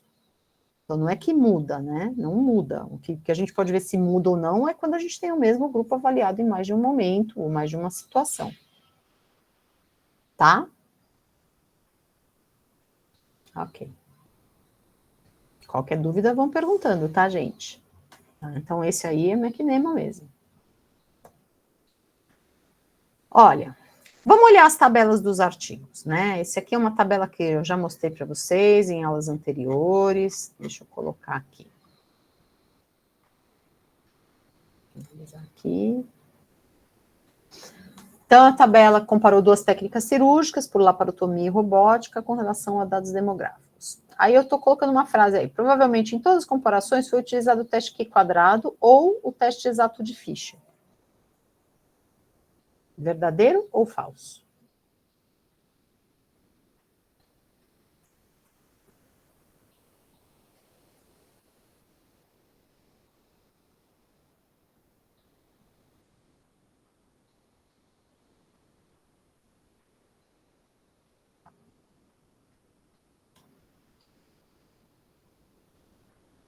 Doze votos, 14.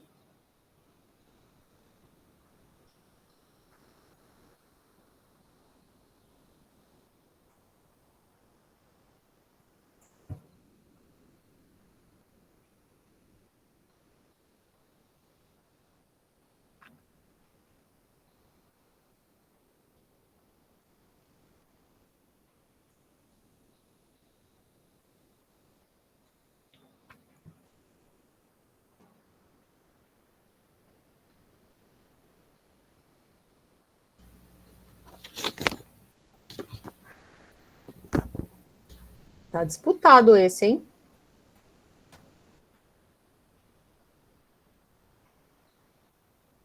Capacidade de observação. Dá para falar que foi usado o Q quadrado em tudo? Q quadrado ou Fischer em tudo?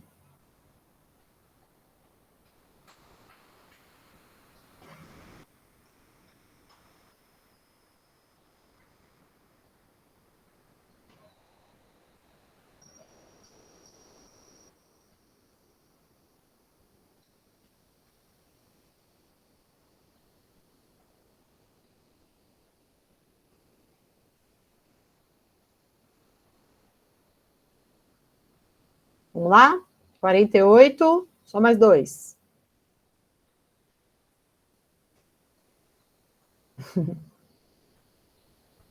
Quarenta e nove, 50. Olha só, 26 votos falso e 24 verdadeiro. Vamos ver, gente. Para ser Q quadrado, ou primeiro assim, são grupos dependentes ou independentes? Independentes. Independentes, porque se usou laparotomia, foi para laparotomia, não fez robótica. Então, ou é uma coisa ou é outra. São grupos independentes. Então, até aí, Q quadrado para independente, ok. As variáveis são qualitativas ou quantitativas ou está misturado? Está misturado. Tem quali, tem quanti? Se tem quali, tem quanti, Q quadrado é para quê? Para quali. Então, se tem quanti no meio, não é Q quadrado. Tá? Muito provavelmente foi o Q quadrado para essas outras aqui, né? Para raça, para sexo, para as comorbidades aqui, asa, tá? Pois é. Não teve diferença estatística entre o verdadeiro e falso aí. Então, vamos lá, vou dar mais uma chance para vocês, hein? Vou fazer mais uma.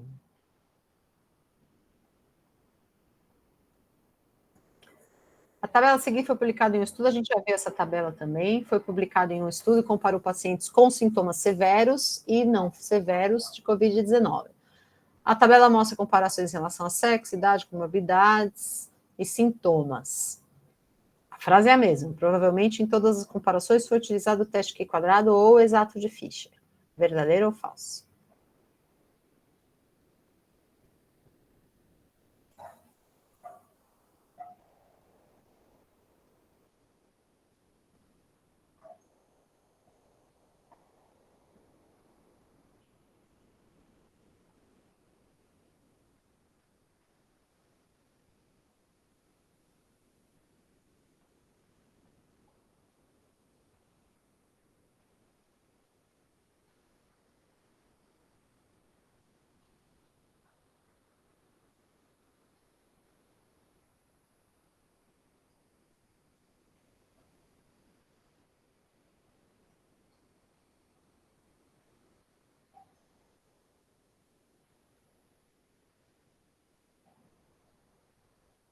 Eu tô quase dormindo aqui esperando, hein? Vamos? É a última, não vai ter mais enquete, é a última. Aula à tarde. Se eu estivesse no presencial assistindo aula à tarde, eu teria dormido.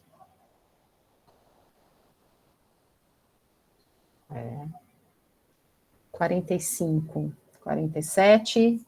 Bora? Eu fico pensando onde estão as outras 50 pessoas que não estão respondendo a enquete. Pois é. Na aula passada que não teve gente que ficou 4 horas na sala de aula. Pois é. Pois é. Dá para ver, né? Quando entrou, quando saiu.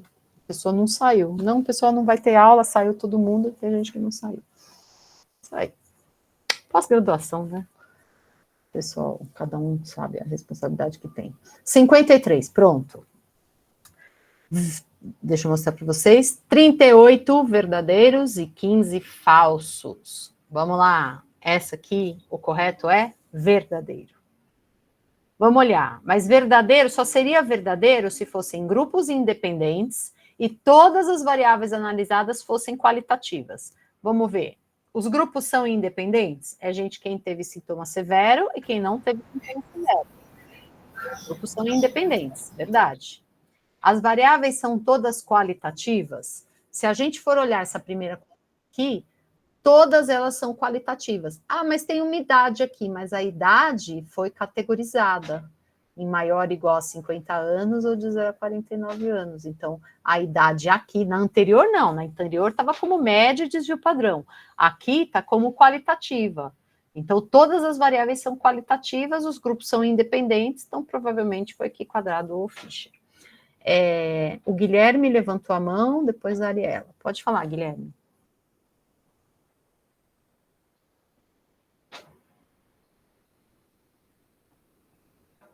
Apareceu idade, a gente tem que ver como é que ela tá. Guilherme quer perguntar? Então, enquanto o Guilherme não fala, não abre o microfone, pode falar a Ariela. Professora, era justamente essa pergunta da idade. No outro, eu errei. Era só a idade que era quantitativa no anterior? Porque eu não me atentei qual que era. O que mais a que é gente vê, quantitativo? essa tabela a gente já viu em outras aulas, né? A gente vê pela forma como está resumido. Então, quando tem a média mais ou menos desvio padrão, aqui está na idade, está no IMC. Ah, beleza, tá. Não tinha reparado no IMC também. A idade eu confundi, igual o pessoal também. Tá bom, então, obrigada. Tá bom? Tá quantitativo aí. Tá. Beleza? O Guilherme quer perguntar ou sumiu, Guilherme? Sumiu. Tá bom. Qualquer coisa, eu volto, tá bom? Tá. Pessoal, de enquete não tem mais nada. Eu tenho agora algumas considerações a fazer com relação ao Q². E depois eu vou falar um pouquinho de capa nesse finalzinho da aula. A gente tem meia hora aí, mas vai dar tempo tranquilo. Me preocupou um pouco as respostas de vocês. Como é que tá? Deu para entender? Qual que é a maior dificuldade aí? Porque a gente tem um questionário e as questões lá do questionário, elas são um pouquinho mais complexas. Vocês têm 2 tentativas, então dá para fazer mais de uma vez e tal, mas tem que estar preparado. Inclusive, vou deixar esses slides e vocês não deixem de olhar os slides antes de fazer o questionário, tá? Então, qualquer dúvida, vamos lá, vamos tirar agora durante a aula síncrona, que é mais fácil da gente responder, e às vezes a sua dúvida pode ser dúvida de outro, né? Pela enquete aqui, estou achando que tem muito equívoco aí nas respostas. Bom, Q quadrado é muito comum, muito comum. Quando a gente tem é muito comum também a gente ter a comparação entre grupos e colocar uma última coluna aqui com o valor de P. Cada valorzinho de P aqui é um teste diferente, então a gente normalmente coloca resultados de vários testes numa mesma tabela, tá? Aqui, por enquanto, a gente viu só o Q quadrado, Fisher, McNeman, e tem outros que a gente vai ver na aula que vem, tá? Mas aqui notem que é um grupo, são 3 grupos. Então, às vezes tem gente que fala que quadrado, acho que é só para 2 grupos, comparação de 2 grupos. Não, comparação de 3 grupos, tá? E aí, o que ele vê aqui? Ele vê se tem ou não diferença entre os grupos com relação àquela variável qualitativa. Mas ele não localiza as diferenças. Aí tem várias maneiras de você fazer isso. Então, tem gente que gosta de calcular a Z-score, que é calcular um indicativo para ver onde é que está dando a diferença. Eu gosto de olhar no descritivo mesmo. Então, aqui, quando a gente tem aí o p-valor, ele só está dizendo se tem ou não diferença entre os grupos. Não está falando quem é diferente de quem. Pode ser que apenas seja diferente dos outros 2, tá? Tem gente que costuma fazer assim, partições de Q quadrado. Então, assim, compara 2 grupos, se eles forem iguais, junta e compara com o terceiro. Hoje em dia eu vejo muito pouco isso, tá? Eu vejo mais a comparação no descritivo mesmo, ou nessa forma de Z-score, ou algum modelo mais complexo, modelo de regressão, por exemplo, aí sim para localizar as diferenças, mas geralmente o Q quadrado ele é muito utilizado nessas tabelas iniciais, sabe? Deixa eu ver se os grupos eram comparáveis logo no começo. Pode falar, Carolina. Não, eu ia só falar se desse depois para aumentar um pouquinho a tabela, porque eu não estou conseguindo enxergar os. Aí. Tá bom já. Tá. Então, ó, eu tenho 3 grupos independentes, tenho variáveis quantitativas, tenho variáveis quali, para as variáveis quali foi usado o Q quadrado, e tem que eu estava falando, que são vários testes da mesma tabela. Eu queria voltar um pouco no exemplo anterior, deixa eu voltar um pouquinho aqui. Ó, a Thaís está falando que dá para vocês darem zoom também. Ai, meu Deus. Espera aí. Bom, eu queria dar uma olhada, falar para vocês um pouco dessa aqui. Vocês estão vendo aqui que está a asa? Deixa eu colocar aqui. Asa 1, 2, 3, 4 e a comparação entre os 2 grupos. Aqui a gente tem, provavelmente foi Fisher aqui, tá? Porque as frequências estão muito pequenas e provavelmente tem frequência esperada menor que 5 aqui. E eu tenho um valor de P só. Então, às vezes, as pessoas têm essa dúvida. Mas por que tem um valor de P só, se são 4 categorias? Porque, na verdade, o que a gente está olhando é se tem diferença entre as 2 distribuições, quer dizer, os pacientes que fizeram laparotomia se distribuem igualmente nessas 4 categorias, assim como os pacientes que fizeram robótica, tá? Então, o que a gente está vendo aí é uma igualdade de distribuições. Não faz sentido a gente fazer um teste Q quadrado para cada categoria, porque, por exemplo, se é do 1 ou não. Tudo bem, se é do 1 ou se é 2, 3, 4, juntar 2, 3, 4 ainda ok, né? Que não é o 1. Mas se eu fizer, por exemplo, do 2, não faz sentido eu juntar o 1 com o 3 e com o 4 para fazer só ele, tá? É da categoria 2 ou não. Não faz sentido isso, tá? Então, o que a gente olha, tanto aqui em raça também, a mesma coisa, ó, raça. Eu estou olhando se tem diferença entre os grupos com relação à composição das raças ali, com relação a como as pessoas se distribuem nessas raças. Entenderam? É sempre geralzona, tá? Tudo bem? As pessoas às vezes sempre tem dúvida mesmo, né? Se tem que fazer para cada linha. Não, é a variável de um modo geral que você está comparando, tá? Uma igualdade de distribuições.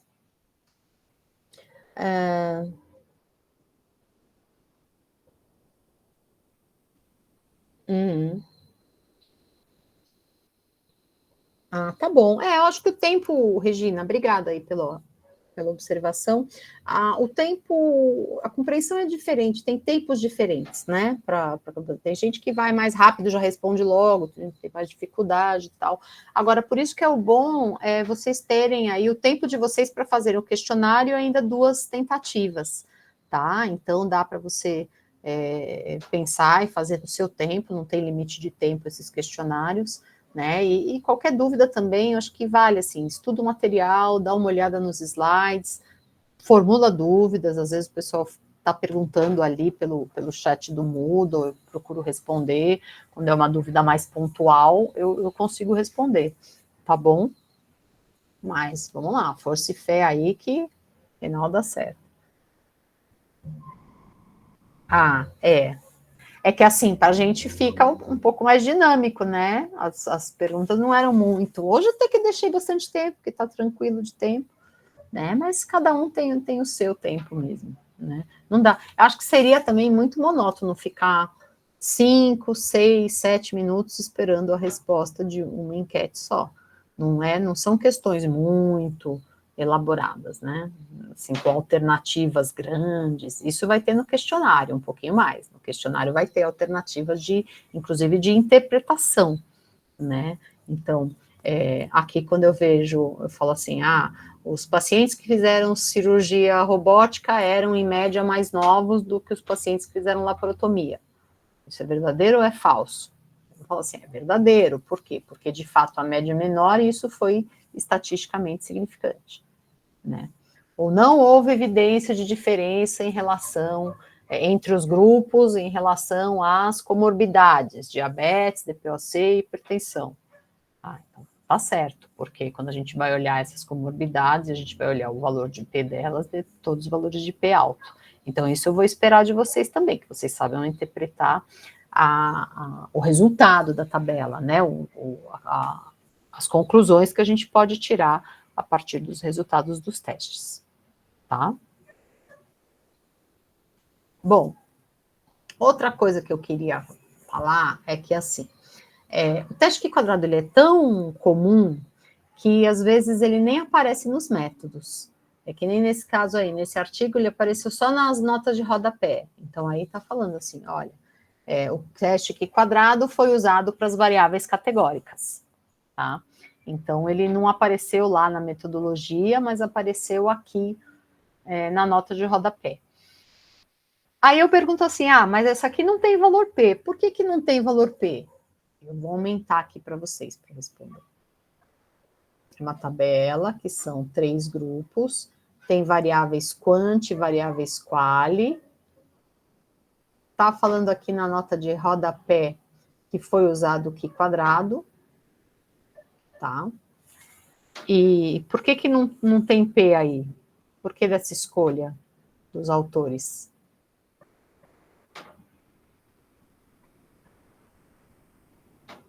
Alguma ideia?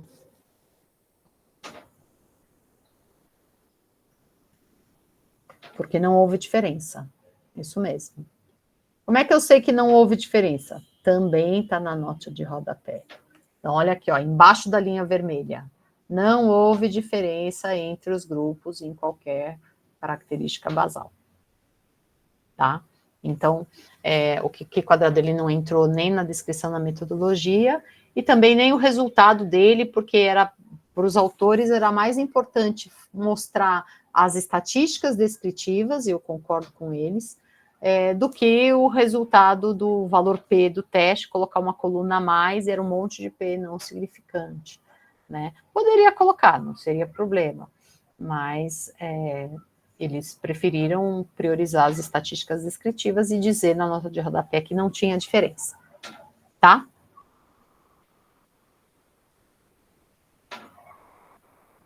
Ok. Aqui eu trouxe para vocês só um exemplinho de... Professora? Oi, pode falar. Você volta, por favor, no outro slide. Por exemplo, quando tem, assim, sexo feminino, e aí você faz uma pergunta do masculino, eu posso chegar a essa conclusão quando só tem o feminino aí? Se você faz alguma pergunta... Se eu especificar lá no enunciado que só teve sexo masculino e feminino, porque agora a gente tem o não identificado, o outro e tal, mas na maioria das vezes, se você tem o feminino, você sabe o que acontece com o masculino também, se forem só essas duas categorias analisadas. Tá? Então, quando eu falo assim, olha, 30% desse grupo eram mulheres, quer dizer que 70% eram homens, ou 70% não eram mulheres, né? Que agora, meus exercícios ainda não estão adaptados para os novos tempos. Então, em geral, eu acho que eu coloco, porque você seria o complementar aí, né? Tá? Mas você não precisa ter os dois. Você vê que aqui está só sexo feminino, porque está dizendo que o resto que não tá olhando só um, não precisa olhar os dois, tá? Mas você pode afirmar, sim, sobre os outros. Tá? Bom, aqui eu trouxe para vocês só para verem uma escrita aí de artigo, né, falando que as variáveis categóricas foram expressas em frequências e porcentagens, né, frequências absolutas e porcentagens, contagens e frequências e porcentagens, e analisadas pelo teste Q quadrado, quando a amostra total era maior ou igual a 40 e as frequências esperadas maiores ou iguais a 5. Ou o teste exato de Fisher, quando era menor que 40, ou se a frequência esperada era menor que 5. Então, aqui ele especificou quando que ele usou um, quando que ele usou outro. A maioria não especifica, a maioria fala assim, usou o Q quadrado ou o teste exato de Fisher, quando necessário. Tá? Ou quando havia frequências esperadas menores que 5. Bom, já falei para vocês que a associação não é concordância, mas e quando for concordância, né?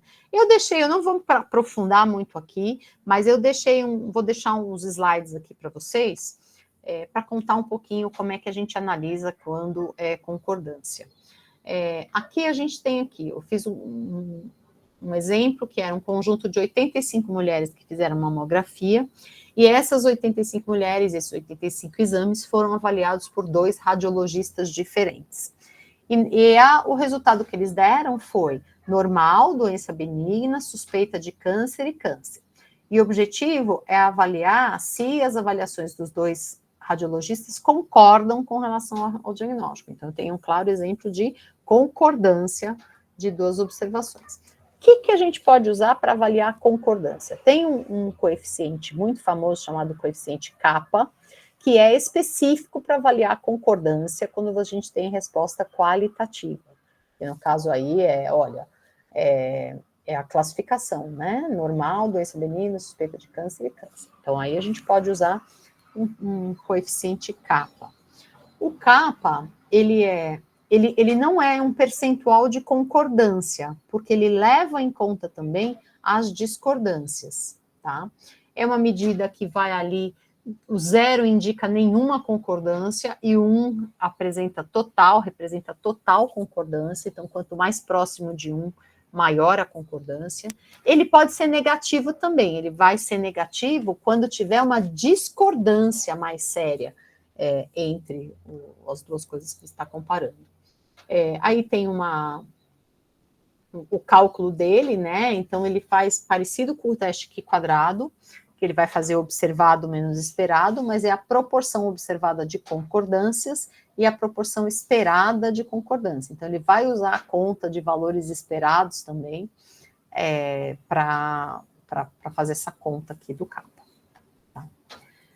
Aqui está uma forma de representação que eu acho melhor do que aquela que vê só os totais. Então, aqui eu estou colocando o radiologista B, o que ele respondeu, o radiologista A, o que ele respondeu. Então, aqui eu vejo que tem 21 exames que foram normais para os dois radiologistas. 17 que em ambos deram benigno, 15 que ambos deram suspeito, e 1 que deu câncer, tá? E aqui a gente tem as discordâncias, por exemplo, aqui eu tenho 9 casos em que o radiologista A diz que era benigno e o radiologista B diz que era suspeito. Assim como eu tenho 12 casos que para o radiologista A era benigno e para o radiologista B era normal. Se eu tiver uma discordância maior, por exemplo, assim, normal para benigno é uma coisa mais próxima, normal para suspeito já é uma distância maior. Então, eu posso também ponderar, dar pesos para essas discordâncias. Aqui a gente tem uma estatística kappa de 0,47, que indica uma concordância moderada, tá? Aí vai ser, que nem a correlação, que eu vou falar mais para frente, né? Tem algumas pessoas que dão uma classificação, mas é aquela coisa. Olha, 0,19 é concordância pobre. Então, quer dizer que se for 0,20, já vai sair de pobre para leve. Não acho que seja assim. Acho que a gente tem que olhar o número independente dessas tabelinhas para dizer se é bom ou não, tá? Porque esses pontos de corte aí foram sugestões aí, tá? Bom, aqui eu não tinha muito para falar de kappa, a não ser que ele tem algumas extensões. Então, por exemplo, a gente viu só 2 métodos e 2 examinadores. Mas e se eu tiver 3 examinadores diferentes? Eu não estou interessada em saber especificamente quem concorda com quem, mas se existe uma reprodutibilidade daquele exame, né? Então, o que é esperado de um exame é que ele não dependa do avaliador, não dependa de quem está examinando, né? Que todos deveriam chegar a um mesmo diagnóstico, a uma mesma conclusão, tá? Então, quando eu tenho mais do que 2, tem uma outra modificação do kappa que chama kappa generalizado. Depois tem esse que eu falei de dar pesos diferentes para discordância. Então, se um discordante falar de um é normal, outro é benigno, é diferente de um falar que é normal e outro falar que é câncer, né? É uma discrepância muito maior. Então, tem uma maneira de atribuir pesos que vai dar aí esse coeficiente kappa ponderado. O kappa, novamente, serve para variáveis qualitativas, quando eu tenho a resposta qualitativa. Se eu tiver alguma coisa quantitativa, aí já não é kappa, tá? Kappa é para qualitativo. Pessoal, isso aqui é o que eu tinha para mostrar aí de variáveis qualitativas. Eu sugiro fortemente que vocês deem uma olhada nos slides, vejam aí o que erraram antes de fazer o questionário. O questionário está pronto, tá? E aí esse vai ser um pouco mais curto, vai ter 9. Agora a ideia é que os questionários sejam mais curtos, que a gente está nas aplicações enfim, e para não sobrecarregar vocês também, tá? Mas era isso que eu tinha para mostrar na aula de hoje. A gente está terminando aí um pouquinho antes, mas hoje foi mais tranquilo aí. E fico aí à disposição de vocês. Obrigada pela participação, obrigada pela compreensão na semana passada. Foi uma infelicidade eu não ter conseguido. Eu estava tentando mandar mensagem pelo celular e não foi. E é isso. Sobre a aula que não houve, como que ficou? Então, o que a gente está vendo é de estender um pouco a última aula, tá? Para não ter que passar uma semana. A outra possibilidade é passar. Eu vou ver se eu formulo isso e faço uma enquete com vocês, tá bom? Porque agora eu já esqueci o que ficou. Pois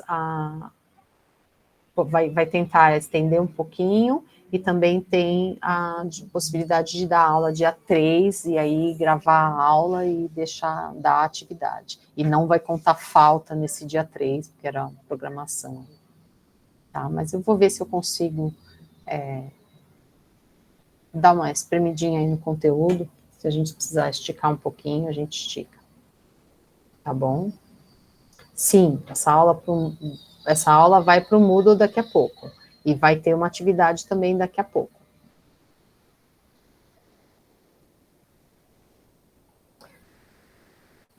A Ana Beatriz está perguntando se tem algum texto. Eu tenho um texto que eu posso até disponibilizar. Eu acho ele um pouco mais matemático do que eu gostaria para vocês, mas eu posso colocar como complementar. Se você conseguiu ouvir o áudio eu falo mais ou menos o que eu falei aqui na aula, tá? Então, poderia dar uma olhada nisso também. Esse é o primeiro teste que a gente está vendo, então, pode ser um pouco mais abstrato aí, né? Então, a gente tem que treinar bastante para conseguir entender tanto os testes de hipótese, intervalo de confiança de um modo geral, quanto a decidir qual teste aplicar em cada situação. Lembrando que o questionário, gente, ele vai ter coisas das matérias anteriores também, tá? Ele não vai ter o que quadrado, mas vai ter coisas também de olhar olhar o intervalo de confiança, olhar o resultado do valor P, em comparações, análises comparativas, tudo mais. O áudio, ele só abre quando você abrir no computador e der no módulo apresentação.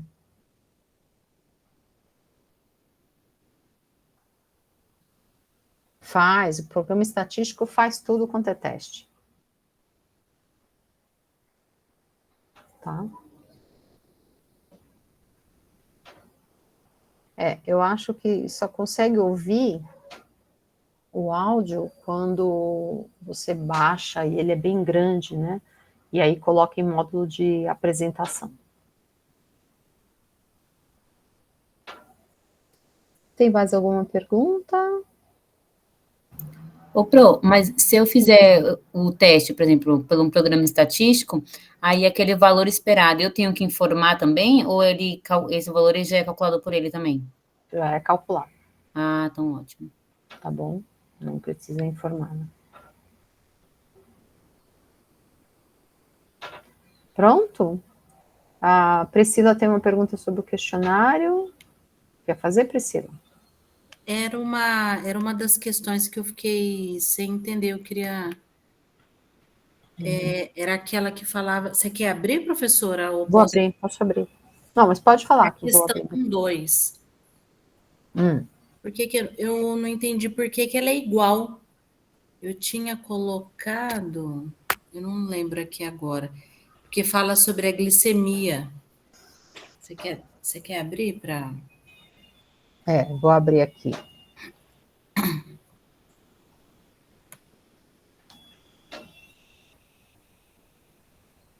Essa aqui, né? Isso. Que a resposta certa é quando, na verdade, ela é igual.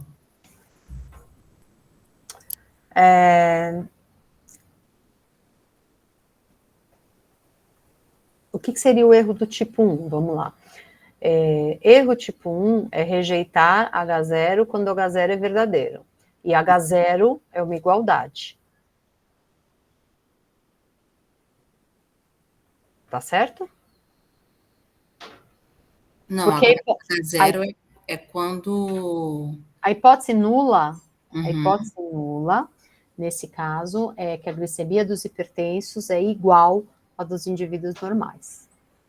É hipótese nula. Nula é uma igualdade. Tá. Porque a hipótese nula é uma igualdade. Tá bom, então. Tá bom. É porque eu estava olhando a glicemia média, eu foquei em outra coisa, assim. Tá bom. Obrigada, professora. Nada. Mais alguma pergunta, gente?